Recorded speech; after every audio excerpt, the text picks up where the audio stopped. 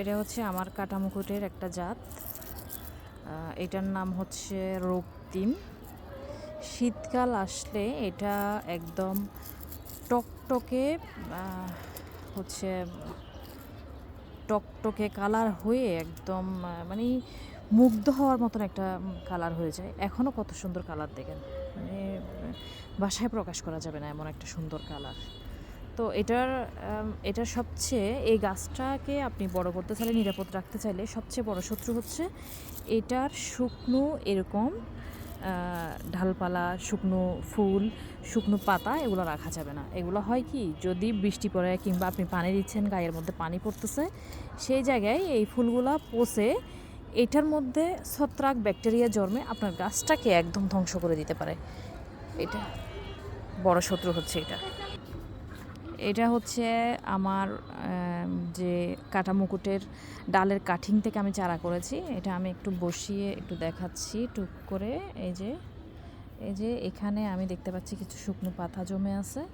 এই শুকনো পাতা এবং হচ্ছে শুকনো ফুল জমতে দেওয়া যাবে না।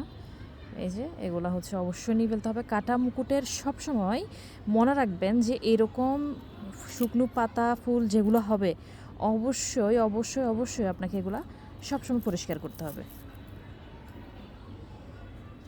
আর গাছের গোড়ায় এই যে ঘাস পাতা জমে, এই যে আমি এগুলা পরিষ্কার করি। তবে এখন বেশ কতদিন আমি একটু বাগানে সময়টা কম দিতে পারছি, তো সেই জন্য আমার দ্বারা সম্ভব হয়ে ওঠে নাই যে কিভাবে আমি একটু সময়টা বের করব। ইনশাল্লাহ আমার কিছু কাজকর্ম আছে, কিছু মানে সাংসারিক কাজকর্ম আর কি, যে কিছু মরিচ ভাঙানো আর শুকনা মরিচ আমি একটু গুঁড়া করব, হলুদ, শুকনা মরিচ এগুলা। তো সেগুলো হয়ে যাওয়ার পরে ইনশাল্লাহ আমি ফ্রি হয়ে যাব। ফ্রি হয়ে গেলে আমি আমার বাগানে আবার আগের মতন সময় দিব ইনশাল্লাহ তাআলা। তবে তার আগে আমি বলবো যে কাঠিং যদি আপনারা বসান, অবশ্যই এরকম যে কাঠিংটা আনবেন সব সময়, সেই কাঠিংয়ের মধ্যে এরকম চারকোল অর্থাৎ কয়লা আপনারা ব্যবহার করবেন। কয়লা কিন্তু আপনার গাছের যে জীবাণু, যে ব্যাকটেরিয়া আছে ন্যাচারালভাবে প্রাকৃতিকভাবে সেগুলা আপনাকে নিরাময় করে। তো সব সময় মনে রাখবেন। তো আমি এটা আজকে আপাতত কথা বলতে বলতে এটা আমার প্রায় পরিষ্কার হয়ে গিয়েছে। আমি এটা আর বেশি কিছু করতে হবে না। তবে এগুলা পরিষ্কার করতে খুবই সাবধান। এখানে হচ্ছে কাঁটা আছে, এই যে গায়ের মধ্যে কাঁটা, হ্যাঁ এই যে কাঁটা। তো খুবই সাবধানতার সহিত এগুলা পরিষ্কার করতে হয়। যদি সম্ভব হয় গ্লাভস ব্যবহার করবেন। গ্লাভস ব্যবহার করলেও হাতের মধ্যে লাগে না আর কি। আমি সব সময় এই জিনিসগুলা খুবই খেয়াল রাখি। তবে এগুলা করতে করতে হয় কি, আমার অভ্যাস হয়ে গেছে, যার কারণে আমার আর কোনো অসুবিধা হয় না।